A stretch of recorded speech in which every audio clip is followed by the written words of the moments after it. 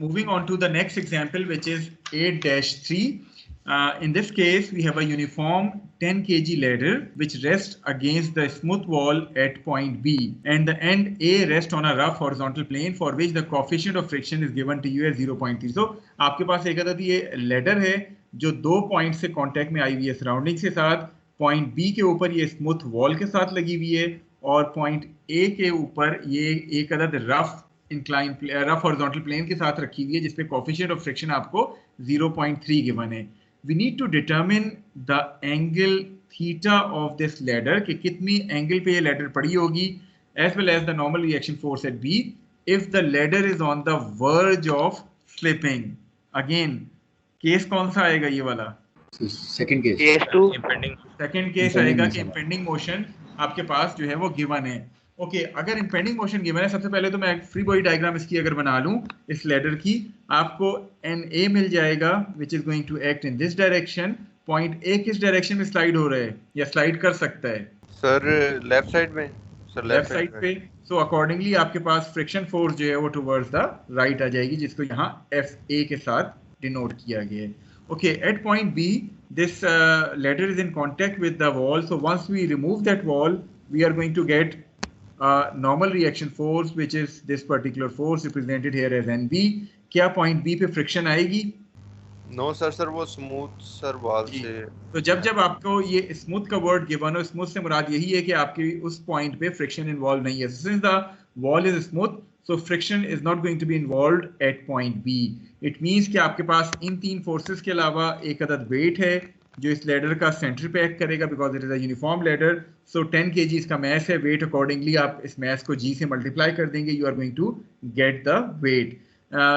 एक आपके पास ये एंगल थीटा है जो कि आपको डिटरमिन करना है कि वर्ज ऑफ स्लाइडिंग के लिए ये थीटा जो है इसकी वैल्यू क्या होनी चाहिए.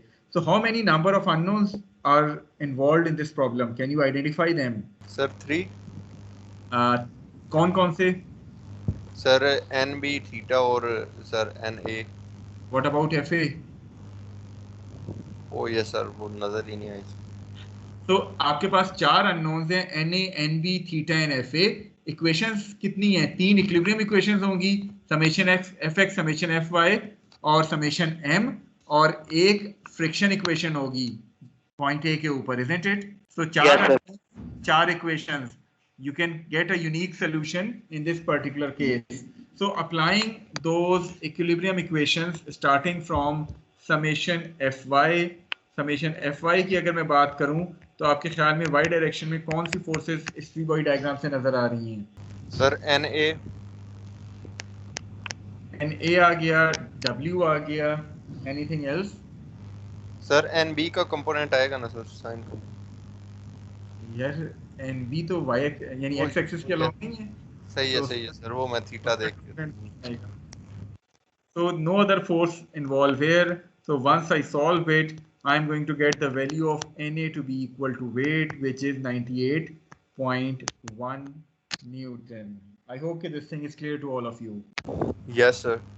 चलें अब जो है वो अप्लाई करते हैं second equilibrium equation summation fx equal to 0. x direction में जो मुझे फोर्सेस मिल रही हैं, one is NB towards the negative x axis, इसको मैंने माइनस NB के तौर पे लिख लिया है, प्लस फ्रिक्शन फोर्स FA जो है वो एक्ट कर रही है, and since point A is on the verge of slipping, so FA की वैल्यू क्या होनी चाहिए? स्टैटिक यानी लिमिटिंग स्टैटिक फ्रिक्शन फोर्स के बराबर होनी चाहिए at point A, which is mu S and A. That should be equal to 0. Na already आपने determine किया हुआ है, mu आपको पता है 0.3. So once you solve it, you are going to get the value of NB to be equal to 29.43 Newton. I hope कि ये दोनों चीजें clear हैं हर एक को, Na और NB. Yes sir, clear है. चलें अब हमारे पास दो unknowns की वैल्यू मिल गई. Na मिल गया तो फ्रिक्शन भी मिल जाएगी, इसका मतलब है तीन unknowns की वैल्यू मिल चुकी है मुझे. So what about the final unknown which is theta? How we are going to determine it? Sir, moment निकाल के. मोमेंट ले लेंगे. किस पॉइंट के अबाउट मोमेंट ले लूं तो मुझे ज्यादा सिंपलीफाइड सॉल्यूशन मिलेगा? ए के अबाउट. सर पॉइंट A के about. So let us take moment about point A. Point A के about मैं क्यों moment ले रहा हूँ? Because दो फोर्सेज ए से पास कर रही हैं तो ऑटोमेटिकली उनकी वजह से मोमेंट जीरो हो जाएगा और बाकी दो का मोमेंट मैं कैलकुलेट कर लूंगा। अगर मैं पॉइंट बी के अबाउट लेता तो उससे सिर्फ एक फोर्स पास हो रही थी तो मुझे बाकी तीन की वजह से मोमेंट कैलकुलेट करना पड़ता। तो हमेशा कोशिश करें सिंप्लीफाइड सोल्यूशन की तरफ जाएं। सो यहाँ से ज्यादा फोर्सेस पास हो रही हैं, वहां से मोमेंट उस पॉइंट के अबाउट मोमेंट ले लें। सो एन ए और एफ ए का मोमेंट जो है वो अबाउट पॉइंट ए जीरो हो जाएगा। What about weight? वेट का परपेंडिकुलर डिस्टेंस कितना है from point A? Sir 2 cos theta. 2 cos theta. और वेट जो है वो क्लॉकवाइज मूवमेंट बनाएगा counter clockwise? Sir clockwise. Clockwise. So I have included it with a negative sign. What about NB? NB का perpendicular distance कितना है from point A? It is 4 sin theta. Yes sir. के NB clockwise movement बना रहे हैं या counter clockwise? Sir counter clockwise. Counter clockwise. तो हमने पॉजिटिव साइन डाला and that should be equal to 0। आपके पास अब इसमें इस पूरी इक्वेशन में क्या अननोन है?